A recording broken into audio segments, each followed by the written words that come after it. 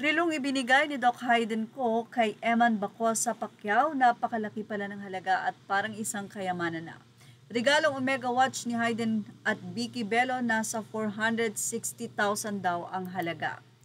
Well, ang nasabi nga ni Hayden o ni Doc Hayden, ang relo na ito ay parang kailangan mong i-request. Kaya naman, maaaring ikaw lang ang mayroon nito or iilan-ilan lamang kayo.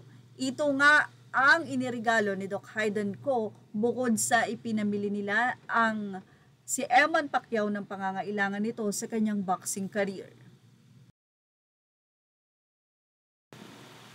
2 days ago, ibinahagi nga ni Dr. Vicky Bello ang nasabi nga pong pag-interview niya sa anak ni Manny Pacquiao na si Eman Bacosa Pacquiao. At sa tuwing i-interviewin itong si Eman, ay napaka-consistent naman niya sa kanyang kwento.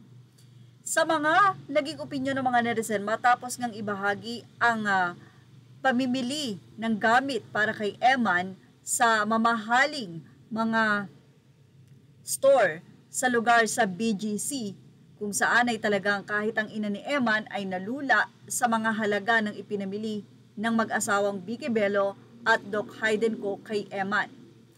Ilan sa mga ipinamili sa kanya ay pair of shoes, 4 na eyeglass, mga kailangan niya sa boxing, at ayon nga kay Eman Pacquiao, meron daw siyang ginagamit pero luma na raw yon at 6 years niya nang ginagamit, so yon ay napalitan na.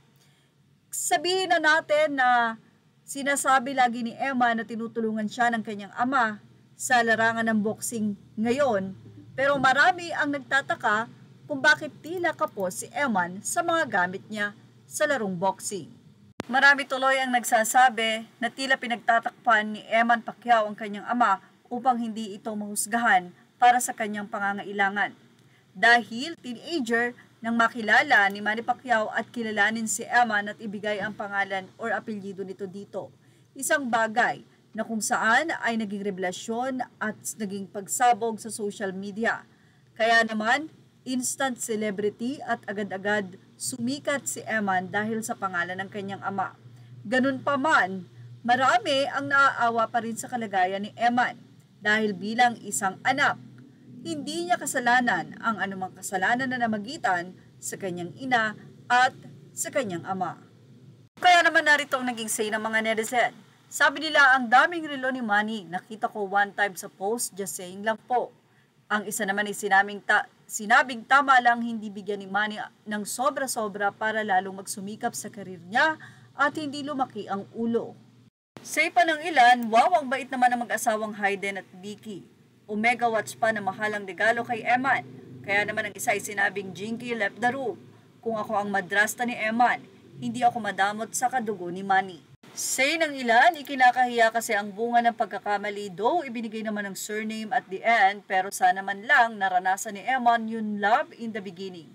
Sige lang Eman, we love you and we pray for you. In fairness kay Eman, siya ay inalok ng kanyang ama na mag-aral sa US pero tinanggihan niya ito. At sinabi din ni Jinky na tulungan si Eman dahil ito ay anak ng kanyang asawa.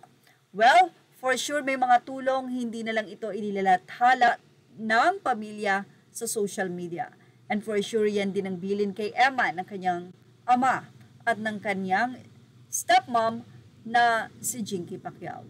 Yan ang ating showbiz top update. Images are all credit to the rightful owners. Please like, share, and subscribe.